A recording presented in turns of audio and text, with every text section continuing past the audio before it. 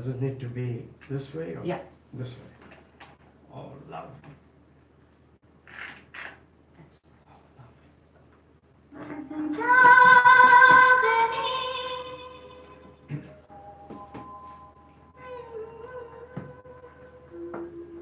Yalimadad everyone, Leila, Alur, Yalimadad. Thank you so much.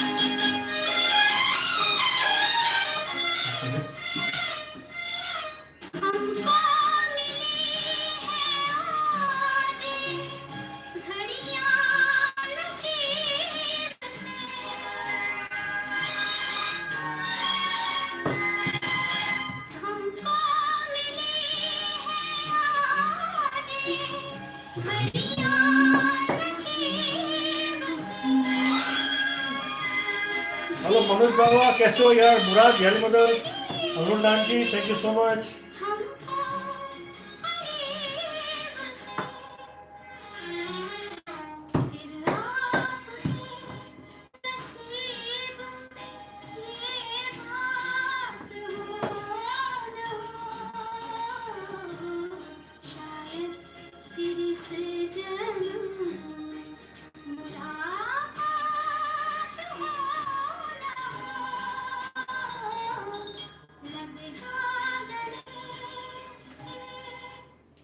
जी हाँ, सलाम नमस्ते सत श्री अकाल आदाब, जी हाँ, अली मदद, मैं आपको होस्ट जलाल आपकी खिदमत में हाजिर। आप सब सुन रहे देख रहे हैं सलाम नमस्ते ख्यालवी और रेडियो सुर संगम इन ख्यालवी। अगर आप एडमिंटन में हैं तो रेडियो सुर सागर एडमिंटन, या तो आप हमें Facebook, YouTube, Instagram end of course देख रहे हैं तो आपको थैंक यू, जो है आपको बहुत बहुत शुक्रिया ज्वाइन करने का for latest edition of Salaam Namaste ख्यालवी with me and Salma ji. आज का बहुत शो बहुत ही इंपॉर्टेंट है, बहुत ही it's an honour for us to have our guest here. इनको जो है recently so he's got a medal from the government of Canada and it's a truly a blessing for us to have him here.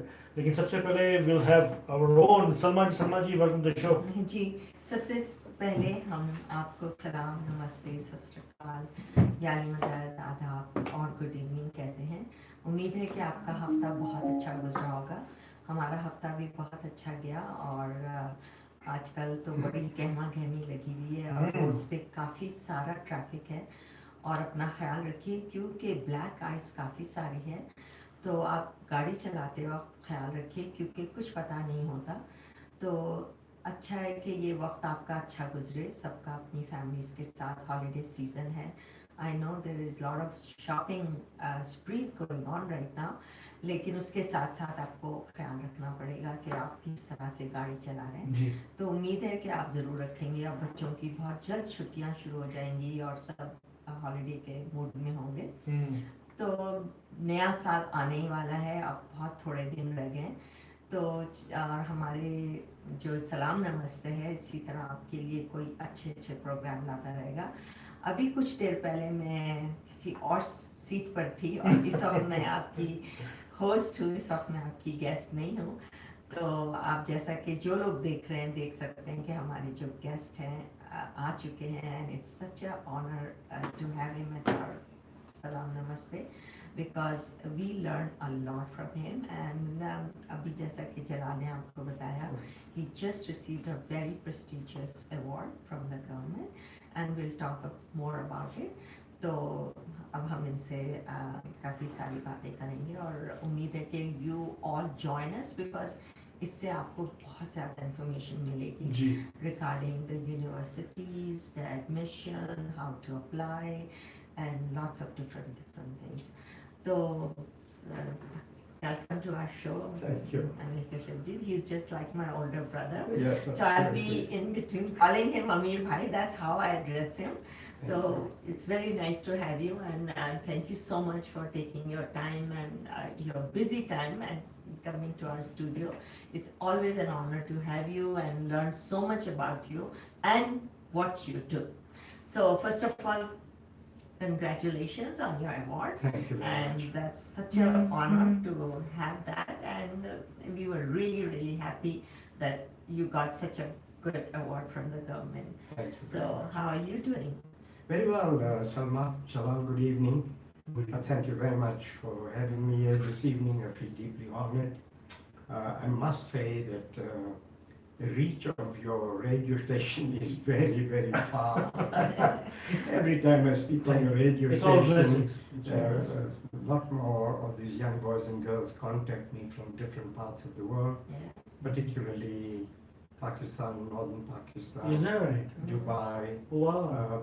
few from India, Mhm. and I can't explain how they can reach me, Yeah. but I'm happy that they do. Yes. And I can only feel that it's through your radio station which has Yeah. a wonderful reach. Oh, Yeah. thank you so Mashallah, much. We mashallah. try our best And and to bring something like this and which is so much informative and useful for all the young. And you know there is only one Ameer Keshavjee. Alhamdulillah. Alhamdulillah. So Mashallah. yeah, so you know, so it's very. I think it's an honor for us, and you know, I think this is our job to have him, like to have you here, Yeah. and then you can spread the good word what you Yeah. do. Well, of course, like you know, first of all, I mean, like congratulations on your medal. Thank you. How did everything come together for the medal? What happened? Well, over these many years, I've reached, interfaced with many young boys and girls, Mhm. over 32 years. Wow. So over that period of time, these young boys and girls became young men and women, Right. occupying very important positions Mhm. in civil society, in governments, and in many other private enterprises. Mhm. And I tend to believe that some of them took an interest in my work and Wow. followed my work, and at some point in time must have decided that, well, let's do something to recognize Yeah. this. But as you know, that to serve one's community is our duty. We don't need medals or rewards for that. Mhm. Although I'm very grateful that the Governor General has very graciously presented this Sovereign's Medal to me Yeah. Mhm. Yeah. for voluntary service. Mhm. And once presented, I accept it with a deep sense of gratitude. Mhm. But I accept it on behalf of all the institutions and people that have helped me in my work over the years, have enabled me. Mhm. And more so, I accept this honor for all the young men and women, boys and girls, who allowed me a place in their hearts. Yeah. Mhm. They allowed me to be a part of the journey. Mhm. And this is a very lofty journey. Mhm. And as they went on in life and they progressed, it gave me a very deep sense of fulfillment. Mhm. I felt that what we did together, Yeah. we did make a difference. Then- Yeah. And That it is is my the right desire word. that apart from the medal, which Yeah. we will use judiciously and with a great deal of prudence, Yeah. it's a wonderful medal. Mhm. But as we go on discussing this evening, you know, these accolades, these recognitions are all very wonderful when you can use these Mhm. to enhance the work you do, Yes. Yeah. to reach more people, Yeah. to reach more students that are marginalized, Yeah. Yeah. to reach more families who have lost all hope in life. And we need to ignite this spark of hope Mhm. in all these young boys and girls. Mhm. To say, look, there's a lot of money out there. Yeah. Mhm. Let's not start our journey keeping in mind our financial constraints, our financial Yeah. deficiencies. let's start the journey with our dreams. Let's start the journey saying, look, where do I want to go? True. And I know I have only 3 questions allowed for the Yeah. students I meet. Yeah. Yeah. Is where are you right now? Yeah. Where do you wish to go? Yeah. And how do you propose to get Stood there? there. Just 3 simple questions, Yeah. but not very easy to answer. No. Because the journey is Yeah. daunting. Yeah. Yeah. The journey is challenging. Yeah. But you know, like all other things, when people work together, the load, the burden becomes easier. We can all navigate things if we work together. That's right. So what we need to impress on our young boys and girls is that we are with you. We will work together. We will hold hands and go on this journey together. Right. And once they have that basic courage, everything else becomes That's easy. right. Yeah. True. Wow. Yeah. Right. So I'll take you back long time ago. I know you have been doing this for 32 years. What was that spark? What inspired you that you wanted to do this thing? What was it? Well, there are 2 things. Yeah. I came from a country that had the apartheid regime. Now, the apartheid regime over many, many decades not only destroyed our economic standing, our economic stability, not only destroyed our social bearings and moorings, but eventually when they came up with education acts, there were different education acts in South Africa.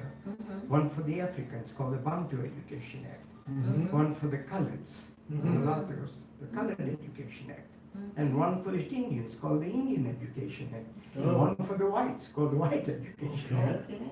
So South Africa was separated very clearly on the lines of either you were European or you were non-European. So also in the non-European communities, they segregated us so clinically and so devastatingly that to mingle amongst ourselves was even difficult. Yeah. And when these education acts came in, I began to realize as a young adult that the government used knowledge and education took complete control of knowledge in its wing and used education and knowledge as a weapon against us.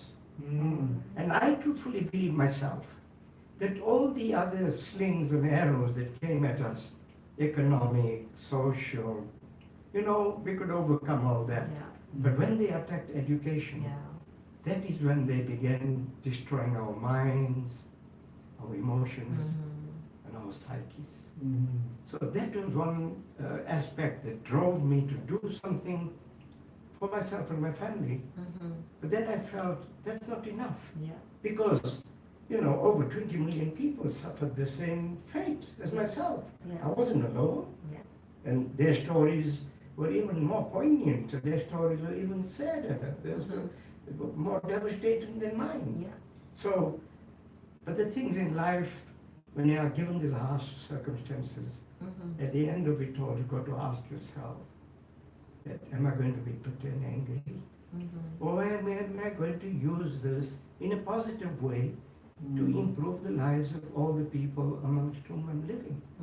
And you know, Jalal, Salma, that our own belief, our religious ethic, is that we help people amongst whom we live to improve their lives. So that all of us, hand in hand, advance together. Nobody is left behind. Now that's one. And the second is that I've learned a lot from the work of His Highness the Aga Khan. And I must say at this juncture that I've spoken to many communities, I've spoken in many parts of the world, and I found that the Aga Khan institutions who enabled me to do a lot of this work initially in the beginning years, has the highest degree of structural organization, which enabled me to work with a greater degree of ease. Now, I've spoken to many communities, students of all colors, races, and creeds, and I find that our ambitions, our aspirations are the same. Every family, we need food on the table, we need clothes to clothe ourselves, we need a roof over our head, we need security. And in the final analysis, we all need a skill or the wherewithal to make an honest, decent living as a citizen of an honest, decent country. Why not? Yeah. But you see, what I found, what spurred me on, was that in a knowledge-based society, the only ingredient and the main tool is knowledge. And when you deny that to our children, directly or indirectly, we are not doing them a service. And the final analysis, it will be tragic for our societies, because when a family hits the low level of hopelessness, helplessness, deprivation, then one of the side effects, tragically, is the breakup of the family. That's right. And the family, you know, we all value, I mean, people of all races, colors, and creeds, value the family as a powerful unit upholding society. So, what happens when you analyze all this? The basis of all this is a sound knowledge in a knowledge-based society. So that is what spurred me on. And from the work of His Highness the Aga Khan, I learned that knowledge is a transformative source. It transforms society. But with that knowledge, which is a gift from Almighty, with that comes an ethical responsibility, a very deep responsibility to give back to the community. So what happens is these hundreds and hundreds of students who have gone ahead, I've found that their contribution to society, the many that I see around, is very vital for our existence today. That's And right. it's quite fulfilling to see that. So even if I take you back like 32 years, like you've been doing it, so what do you see the difference in students, like back 30 years ago now? So do you see more problems or more under pressure? Like, what do you see? Oh, well, you know, one of the things that the cost of education in post-secondary education is skyrocketed. That's right. Yes. And the biggest fear is that if these carry on, then we will find that post-secondary education will become so elitist Yes. that only the wealthy will be able to Yeah. achieve and acquire a post-secondary education. Then what happens to the 99% of the rest of the population? They'll be left behind. So what I see that gap is getting wider and bigger. More and more families are becoming marginalized, and particularly in Alberta, since the economy is down, Yes. we have many, many more young boys and girls who seem to have lost hope. Their morale is lost. They begin to believe that there is no way out for them. And so to ignite that spark of hope, I believe that if we can convince them that post-secondary education is within their reach, every one of us, whether we have money or not, can acquire post-secondary education. When you think of it, North America has got $93 billion in scholarship trust funds. Which people don't know. That's the problem. 93 billion. Billion, with a B. Wow. 93 billion. And only 37.5% are ever applied for. Why though? Because Lack of education? Lack of lack of knowledge? awareness. Lack of awareness? Absolute lack of awareness that these funds are available. I mean, for instance, I'll just quote one scholarship of the Alberta Heritage Scholarship Trust Fund, the Sir James Lloyd Scholarship. It's a huge scholarship. And numerous students that I have spoken to and we've discussed, and they've applied, they have received that scholarship Wow. for Albertans. Wow. So money is there available. They are just waiting for you to apply. And I often tell students that I meet that you lost your job and you're desperate, how many resumes would you send out? Yeah. Or he says, I'll send out 20, 30, 50 resumes.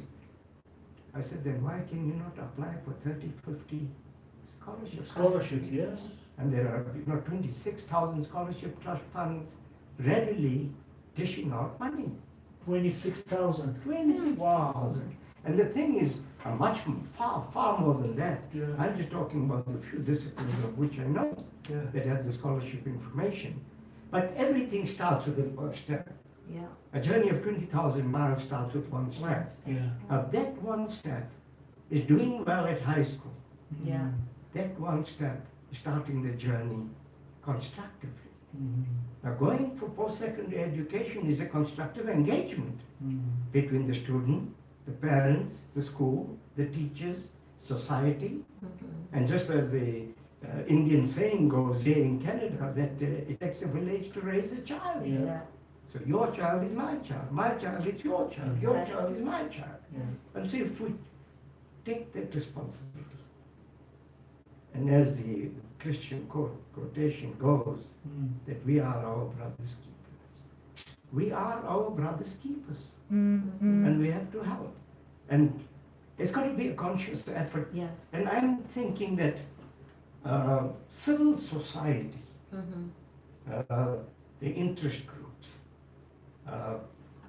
corporations, government agencies, church groups, we all need to get together and say, let's hold hands and see whether we can resolve this problem. Right. Now with government making cuts at post-secondary institutions and universities, my fear is that post-secondary education is definitely going to become an elitist Yeah. area Yeah. of human This is what you development. can see. Yeah. Oh, absolutely. So now, of course, like the cost is going up and up and up.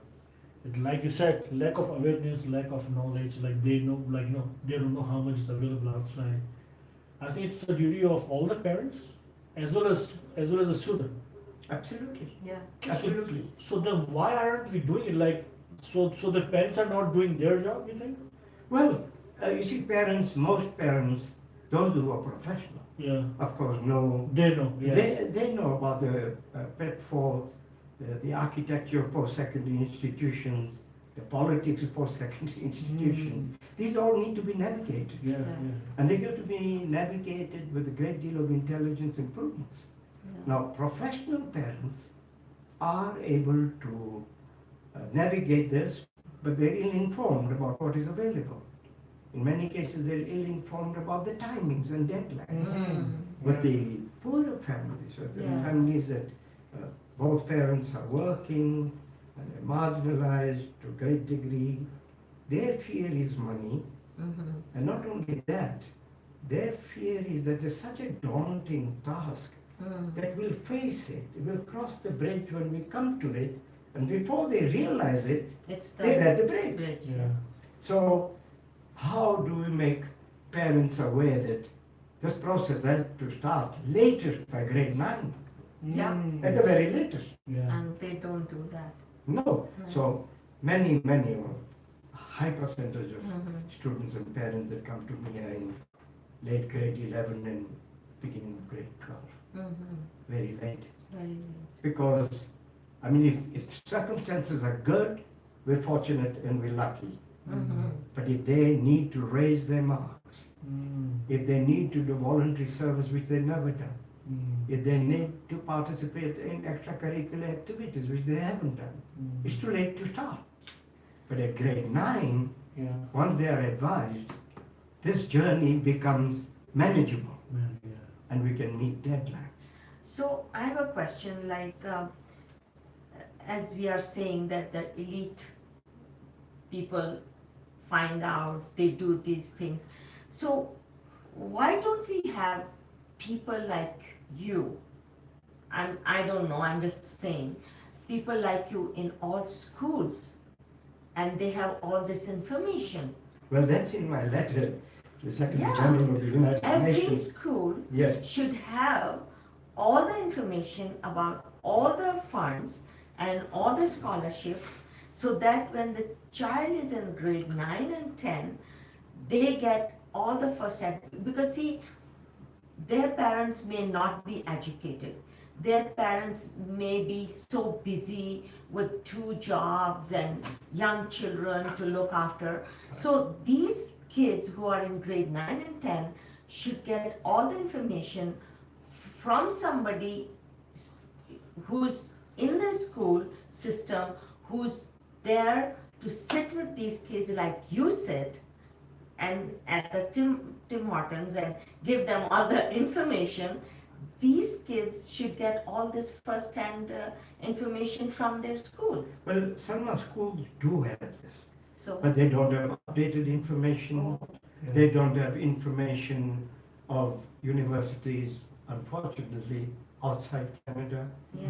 And now I ask you a simple question. If Canada has got 17 medical schools, Mhm. and the United States got over 300 Yeah, medical yeah. schools, where does the child, a young boy or girl, stand a better chance of getting into of a course. medical school? Of course, In the yeah. United States. Yeah, So we should prepare ourselves for both areas. yeah, If a Canadian medical school accepts you, yeah, well and good, congratulations.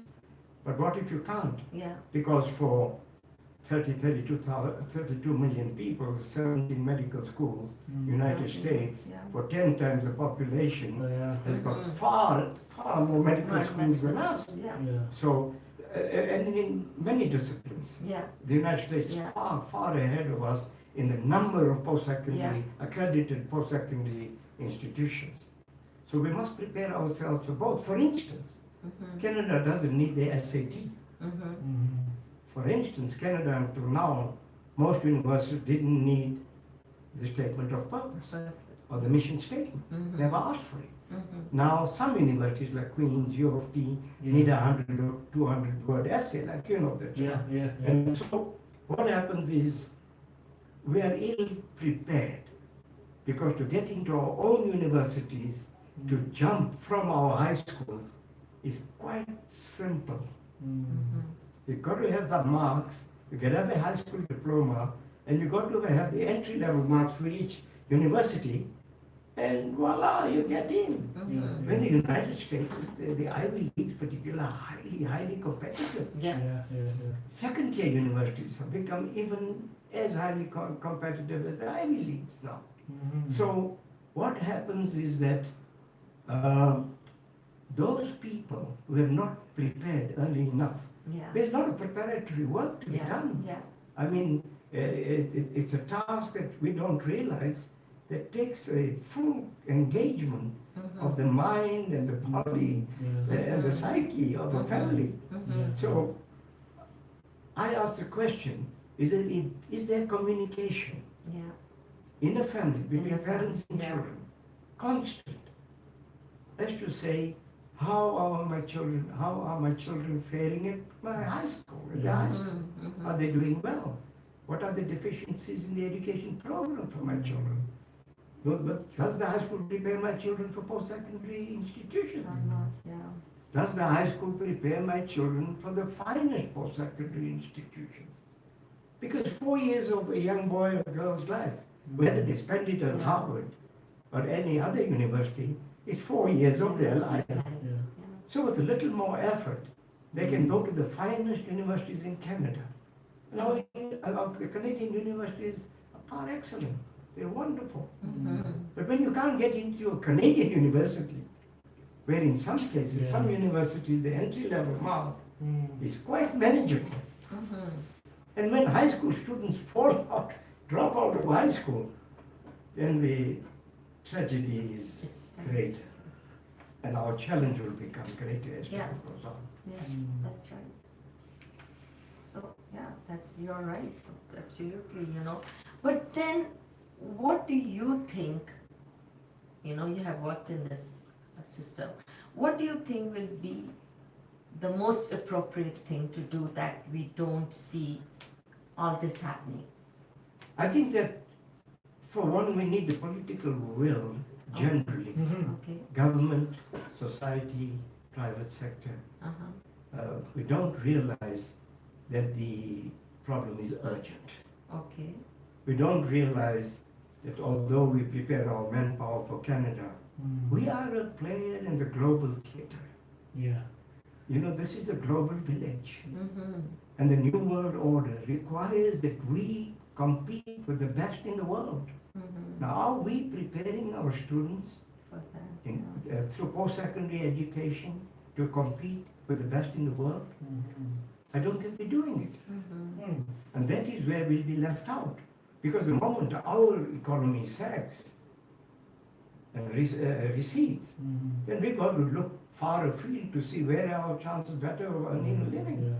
But then you have to be equipped to take those jobs outside.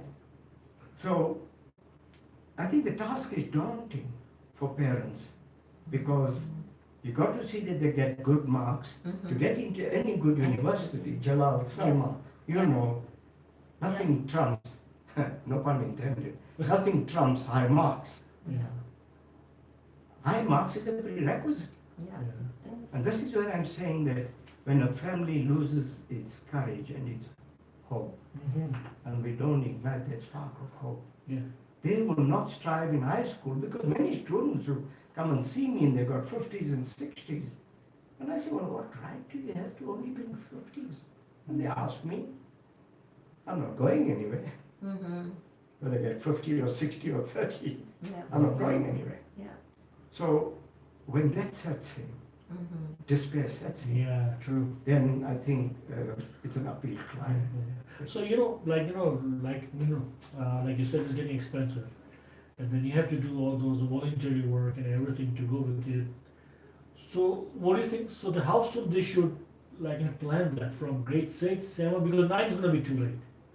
So you're see, talking about for the parents, Yeah, especially. but for parents, I spoke in one community, and the fellow there, the chairperson, said, Amir, you talk about grade 9, it's too late, like you point out. I'm saying the later. Yeah. And he says to me, no, he says, when that baby takes the first bottle of milk, because that's when you prepare for post-secondary education, because it's an uphill climb. I mean, Jalal, just think of it. Ivy League school is $75,000 to $80,000 a year. For a degree, $320,000 US dollars. Yeah. You're looking over $400,000 Canadian. And it's easy to get there because there are scholarships. Yeah. If you're paying for a Canadian university $14,000, $16,000, $18,000, and you're paying $80,000 from American university and you get your child gets a full scholarship. Then it's. I mean, you're laughing. But that doesn't happen in every case. And if I told you that every student that I've met who's gone to an Ivy League school has got all their money in scholarships, I mean, that wouldn't be true. Some have got half, some have got 3/4, some have got a quarter. Because all the money doesn't come from one source. All the money doesn't come from one source. And the thing is, you got to apply at various places to complement, supplement the funding. And we are very fortunate in North America that we have student loans. And they're very generous. But student loans don't cover the entire expense of school. True. But there are minor, small scholarships like getting over 80% in grade 9, 10, and 11, you get the Rutherford Award. $2,500 to $3,000. I mean, it's a basic, just one form, and you get the money right on the table. So those are some of the things we should strive for if you're going to remain at a post-secondary institution in Canada. And I'm not saying go to Ivy League schools. All I'm saying is let's aim for the moon. Yes. And if we get to the top of the mountain, we are happy.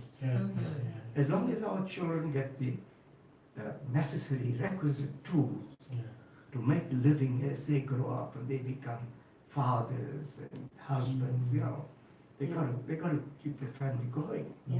That's right. So now that you have this award, so I have a question for you. So are you going to continue your work? Of course.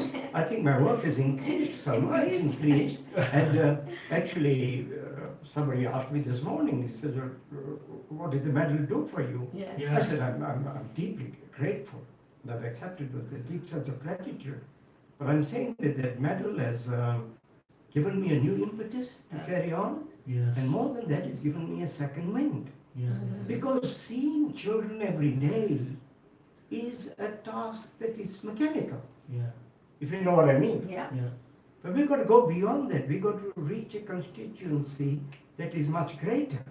And more than that, I mean, since I'm getting younger every day, I am thinking that more than that, we all have to strive to tell our representatives in their houses where we have a political voice that we need to make post-secondary education free for all. I agree with you. And that's my letter to the Yeah. United Nations some Yeah. time ago, a long time ago. I was over enthusiastic and zealous and over passionate. I let me write to the Secretary General of the United Nations. I mean, he doesn't know me, I don't know him. Yeah. But I'm an ordinary citizen of the Yeah, world. why not? And he's the arbiter of human society. He's the caretaker of practically the Yeah. whole of the human race on this They planet. say- Yeah. So I wrote to him, and he responded to me, and the Okay. office responded to me, Yeah. saying that this request needs to go through a member of parliament or a duly appointed or elected member representative of the United Nations. And I think we can do that. But now in hindsight, I think that process of making post-secondary education universally free and available on a global scale is a huge undertaking. Yeah, it is for sure. But we can start at the grassroots level. Yeah. We can start in Calgary. We can start in Alberta. I would be pleased to meet the Minister of Education for Alberta. I'd be pleased. I mean, my letter to the United Nations was copied to the Minister of Science and Innovation, federal government. Okay. I mean, he didn't respond. I just copied him on the letter. Yeah. So I didn't expect a response from him.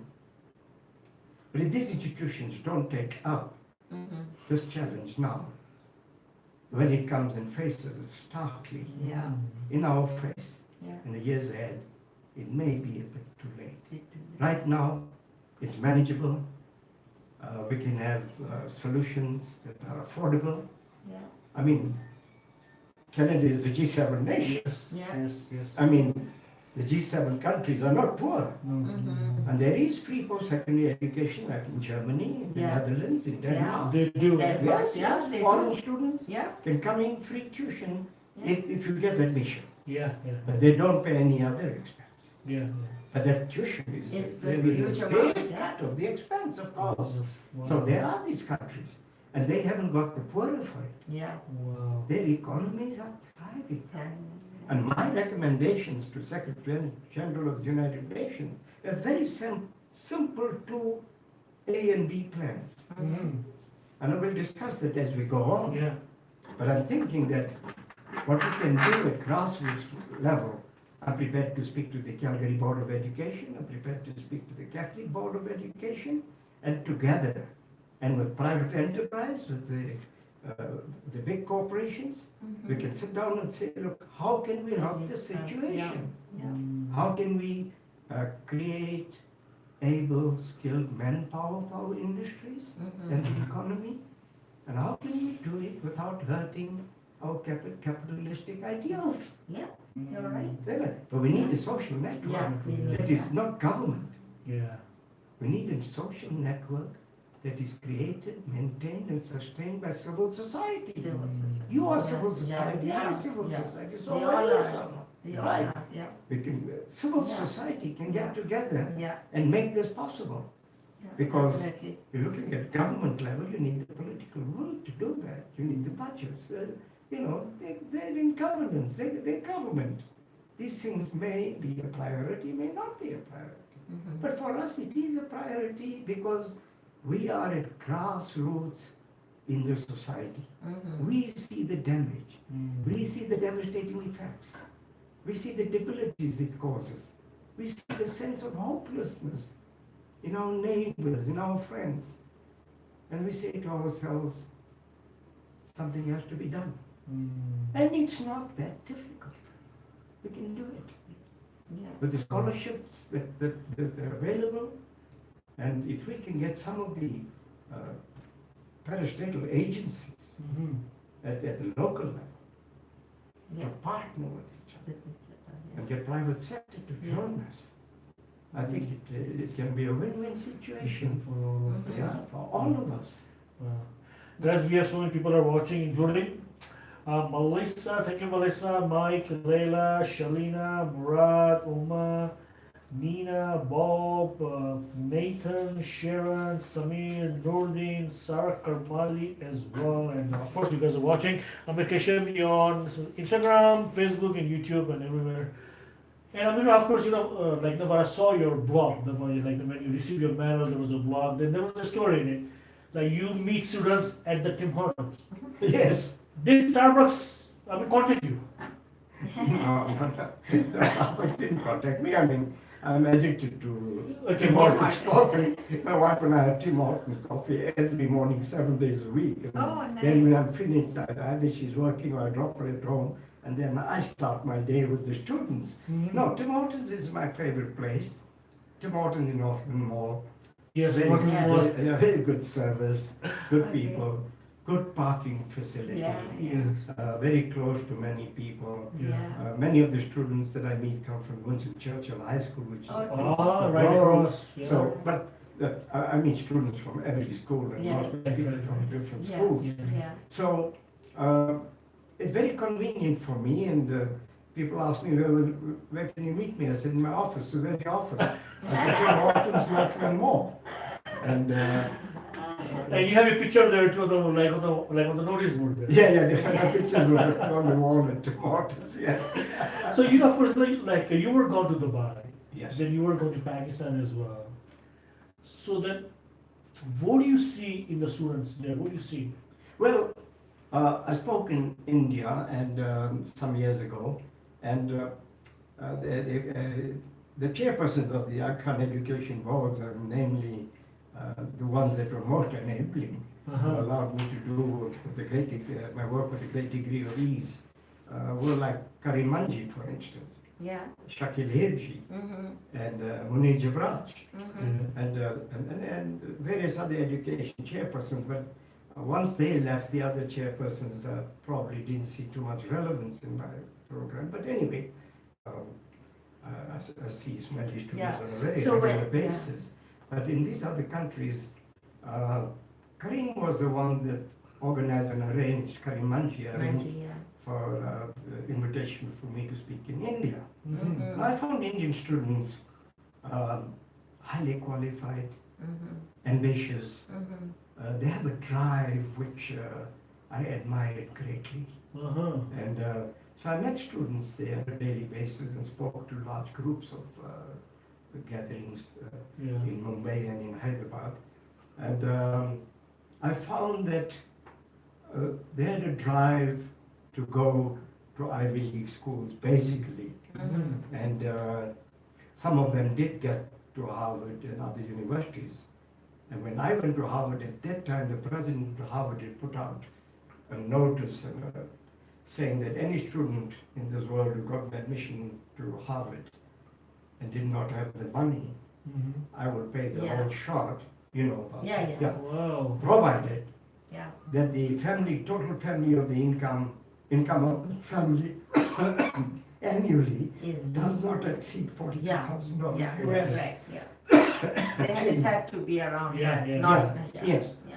So, Indian students, outstanding, Yeah.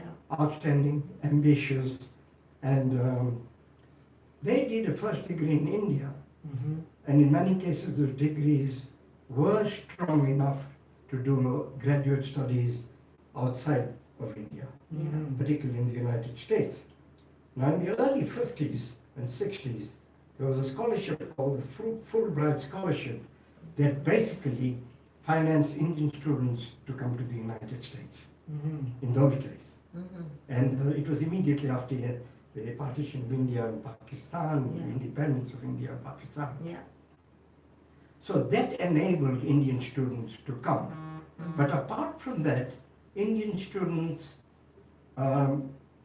very driven, Mm-hmm. absolutely driven, Very true. and they prepare themselves for what is coming Yeah. well in advance. Yeah. And I went to Syria for almost a month, and I went through the length and breadth of Syria. Mm. Started in Damascus, went to Salamia, Homs, Hama, Tartus, Aleppo. I went throughout the country and met students there, and this visit was enabled by the Aga Khan Education Board, Mm-hmm. the AKDN institutions, and the AKF. throughout the country, and I had a translator with me. I must say that the brightest students I have met, although they had an impediment that they did not speak English, they spoke French and Arabic. French. But for their brilliance, Yeah. I think for brilliance, the brightest students I have met, particularly in the Ismaili community, Wow. were Syrians. Mm. I must say that unreservedly. Wow. Yeah. Although I myself am Indian and from Gujarat, and I admire Yeah. my own kind, and they were good, but I must say Syrians, by and large, extremely outstanding. Is that right? Oh yes, they were doing studies when I was there. I remember one young lady was doing graduate studies in the DNA of honey producing bees. Bees, yeah, Wow. I remember that. You're right. And I thought to myself, Yeah. DNA of honey producing bees? I mean, that is a very deep study Yeah.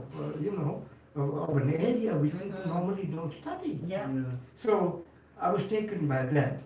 In Dubai, the scene was a bit different.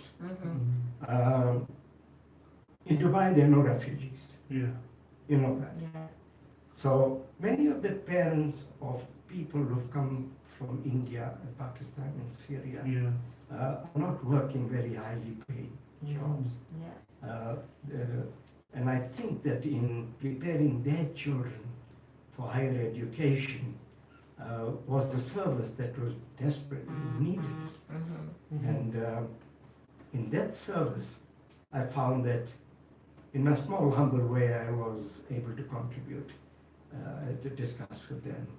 And they came forth, and the last time I was there, about 13 of the one segment of the Jamaat, 13 students that gained admission into post-secondary institutions. A lot of them locally, in Abu Dhabi and Qatar and these places, Doha. So they did get to post-secondary institutions. Now, the difficulty was the newly arrived Jamaat in Dubai. Only the Indians and Pakistanis speak English. It is their language. Yeah. It is not language of the Syrian sect. That's right. So they were Arabic speaking. And but they were striving to go to English medium schools. There's one of the finest kindergarten in the region is the Aga Khan Kindergarten Nursery School. That's right. The finest intake is only 100 students, Yeah. children. So they have the institutions, but the infrastructure is not like the infrastructure of faith-based communities in Canada or the United States. Yeah. If you know what I mean. Yeah. So that, in that respect, wasn't enabling. I had scholarship information for them, and particularly for Syrian students when I was in Syria earlier on. There was a scholarship in the United Kingdom called the Chevening Scholarship, Okay. which generously gave scholarship to Syrian students. And during my tour there, over 100 students applied for graduate schools Yeah. and got into graduate schools in Western Europe and the United Kingdom. They did not go to the United States for obvious reasons. Yeah. So I desired to believe that those that did go at that time, before the war, before civil strife started in Syria, I desired to believe that they were able to settle mostly in the United Kingdom. Although they went to German universities, and many of them went to the Sorbonne in Paris, Sorbonne University. So they did quite well. But, compared to how many people wanted to go to university or leave the country, but I believe these people, I desire to believe that they were able to sponsor their families. So, if United Nations answers you, I got a response. here is one. No, Yeah, and I'm going to take another route. Yeah, so if they think that what you have suggested, that the postgraduate studies become free, then do you think some problems which they are facing, the students, could be solved?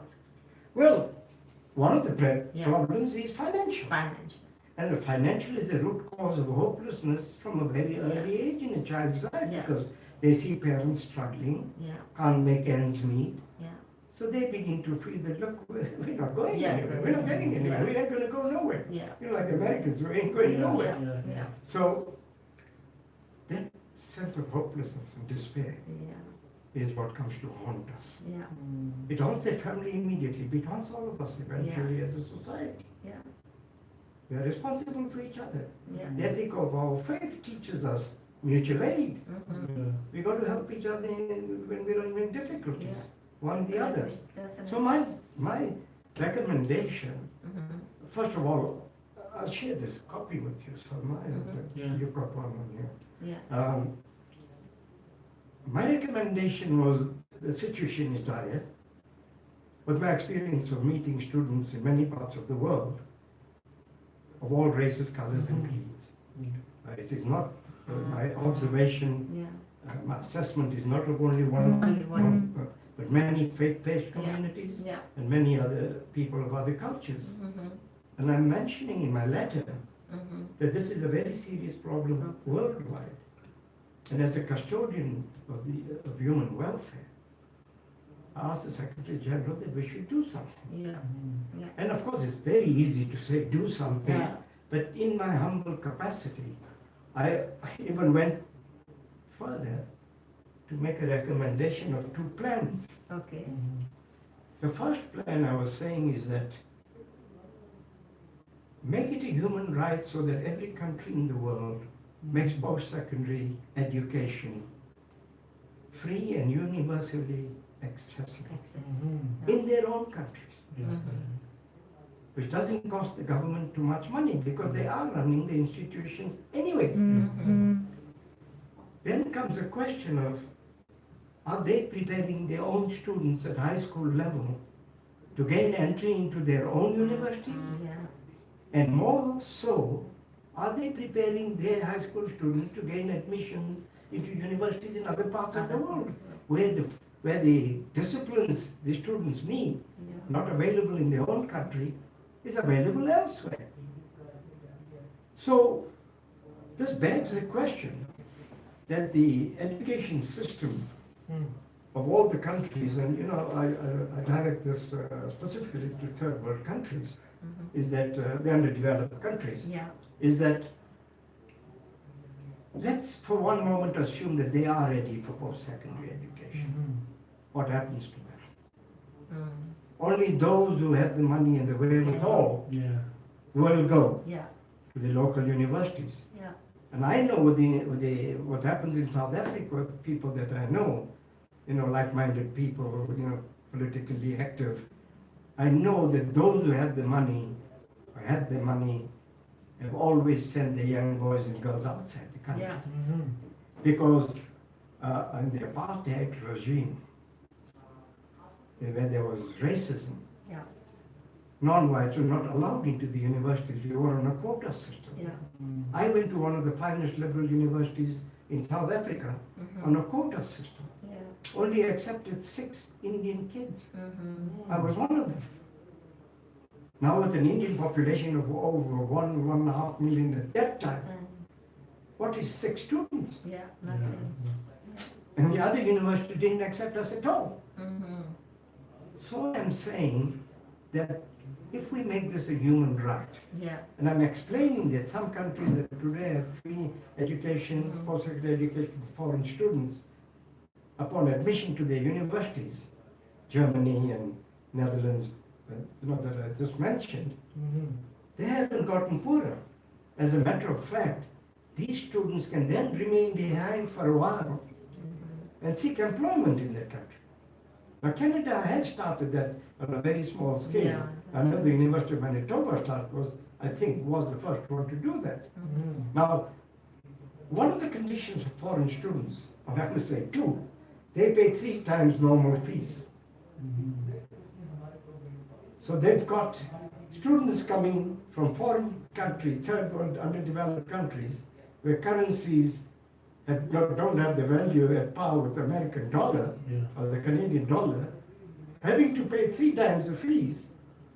And the other impediment is that if a foreign student comes here and gets into our universities, they were only allowed to work 20 hours a week for money on campus. Yeah. 20 hours a week. Yeah. University of Manitoba, I believe, started a long time ago, that we will allow foreign students to work outside of campus at market value.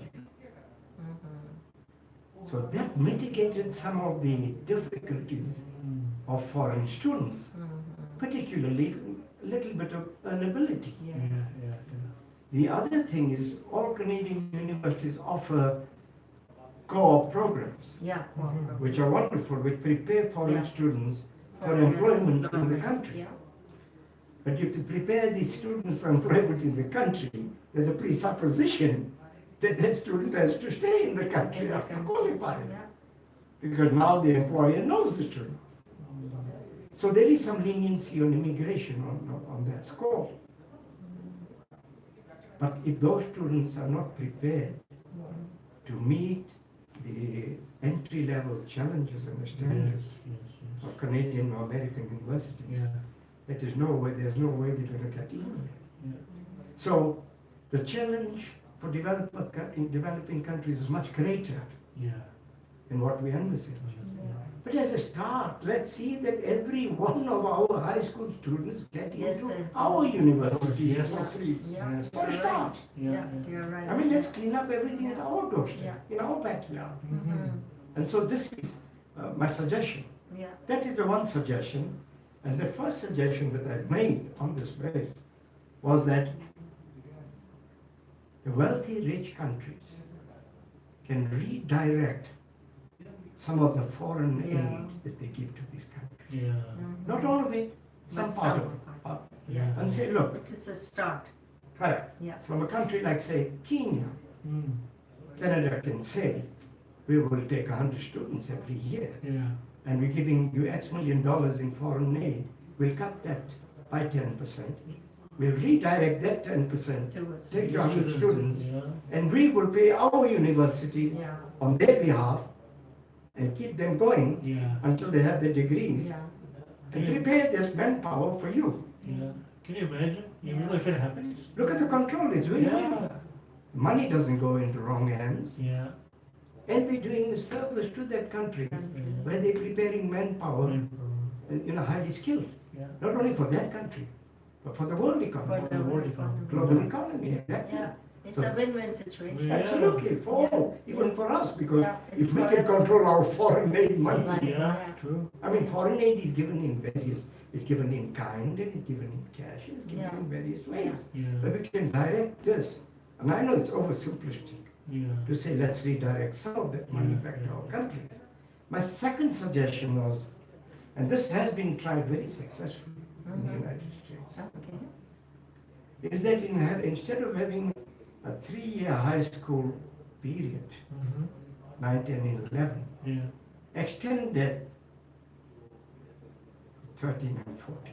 Yeah. 10, 11, 12, 13, and 14. Yeah. Now, government would say, we're running short of budgets. Yeah. We're making cuts in our own school system. Mhm. You want to burden us with another 2 Yeah. years? But the experiment that has been tried is that for the final 2 years, bring in multinational corporations. For instance, Microsoft, IBM, Coca-Cola, Mhm. oil and gas industries, the huge oil companies.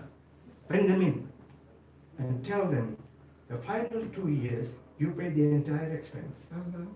You train the staff the way our kids, for those 2 years, the way you want to train them, Yeah. and you guarantee them a 2-year job Yeah. at market price after they leave, bound to you. But the danger there is, I've discussed this with many educators and educationists, and they say, what will happen there is unbridled capitalism will creep into the high school system and we'll have no control.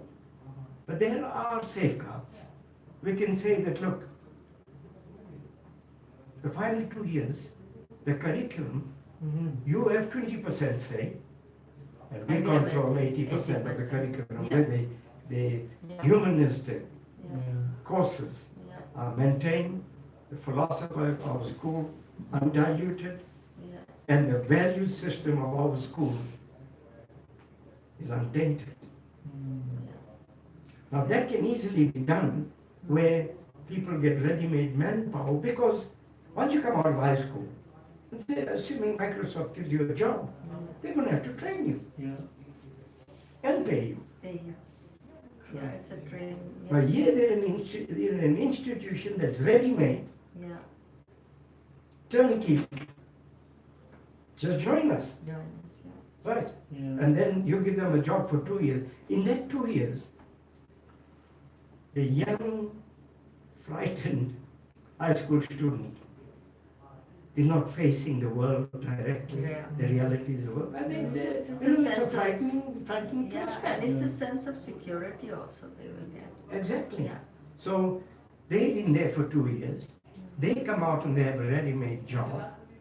If they can't afford to go to university for the humanities or for the professions, or they don't wish to go, Yeah. at least we have prepared them and equipped them with the skill to earn a living. Yeah, true. That's all we're doing. Now, post-secondary institutions like the colleges in Canada and the United States are already doing this. This, yeah. But the danger of that, and I mentioned in this letter, the danger of that and the downside is that after high school, the student to get into these colleges has to borrow money and get into this institution to prepare manpower for these high-powered corporations at the student's expense. And they are bridled with heavy student loans and debts. Yeah. To obviate that, what we do is these corporations come in and they help us. It's win-win for them. Yeah, true. It's also a redeeming feature for society. And we safeguard those students for those extra 2 years within a controlled, safe, and secure environment of high school, with the high school philosophy. Because Jalal, you know, Salma, you know, that the most traumatic time of a student culturally is going from high school to first year of university. Yeah. Yeah. And they say that if the GPA is ever going to drop, it's going to be in the first year of university. So that daunting and traumatic experience is obviated for a while, Yeah. those That's 2 right. years. 2 years. Sure. Yeah. Guys, there are so many people, like people are watching, including Altaf, Aditya, Aftab, Suleiman, Hanif, Mia Hassan, Sadru, Rachna, Badruddin, Davinder, Bashir, Kareem, Sultan, Jason as well. So we got only a couple of minutes, Amir bhai. So Yeah. last message, what Yeah. are you going to say to parents and students? Well, I want to tell them that be diligent, Yeah. be mindful of where you want our children to go, Yeah. and where, as parents, it is our sacred responsibility to see where they go. Then that process has to start very early in the child's life, Yeah. and it has to be a conscious, constructive engagement. Yeah, true. Absolutely. We need to have dialogue with our child, with our young boy and young girl from a very early age to see that they don't get off the track. Yeah, true. Mm. Because there's a study discipline, Yeah. Salma. Yeah. I mean, if they don't come home in grade 2 and grade 3 and do homework, they're not going to do it in grade 11. True. Yeah. So there are certain disciplines, and also I think basically we need to teach our young boys and girls that education is a vital aspect of human You know, existence. Yeah. True. Definitely. We're in a knowledge-based Yeah. society, and if we don't equip ourselves, there is nobody there to help Help us. us, yeah. We have all these government agencies, we have church groups, we have faith-based communities, everybody wants to help. But just about everybody doesn't have the time. And just about everybody has their own problems. Yeah. They can only help you as much as they're able to help Help you. yourself. Whereas if you can help yourself, Yourself. by educating yourself, I mean, that's not a tall order. They don't pay the mortgage. They don't make the car payments. They don't buy the groceries. Yeah. all they're asking is bring good marks. That's it. Yeah. We need high marks. Yeah. This is half, half of the battle is right there. Yeah. Right there, absolutely. Yeah. And look, there are people who are ready to help, Yes. especially in the Aga Khan institutions.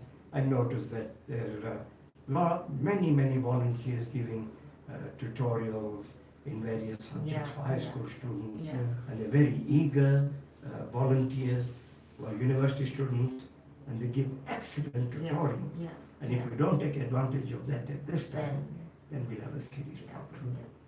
Ameer, thank you so much. My pleasure. Thank you for having me. Always informative, so knowledge So for us. informative, Alhamdulillah. yeah, Thank you. so informative as always. Thank you for It's a having me. pleasure to have you and get so much knowledge and information from you on so many different things. And we wish you all the best. Thank you. Whatever you are doing, continue doing. Ameen. And we wish that you bring so much happiness and joy and knowledge and information in so many people's lives. And we pray that you keep healthy and keep on doing this good job. Thank you. And yeah, let us know if we can Yeah. do anything from Yeah. our side. Thank you very much. Yeah. It's Thank an you. honor. Jalal, this letter to the United Nations, I mean, Yes. if Yeah. you feel, Yes, after sure. Yeah. both of you have read it, you Yeah. feel that it'll help students Yeah. to those who advance in life, Mhm. may take from this some idea as to how we can make free universal post-secondary education a basic human right, like any other social Yeah, benefit true. that we have. Definitely, Thank definitely. you. Thank you so much. Thank you. Absolute pleasure. Yeah. Thank you so much, guys. So yeah, one and Good only afternoon. Ameer Keshavjee, and this will be available on YouTube. You can share with your friends and family, and I will post the link like tomorrow with all the pictures. Thank you so much. We'll be back in 5 minutes. As you know, there is a fundraiser coming for the Indus Valley, and Shaukat Hayat and Tanvir Bhai is, so they are outside waiting for us. So we'll be back in 5 minutes with our new guest. So thank you so much, and yeah. Thank you. Good afternoon. We'll take a couple of pictures. Yes, let's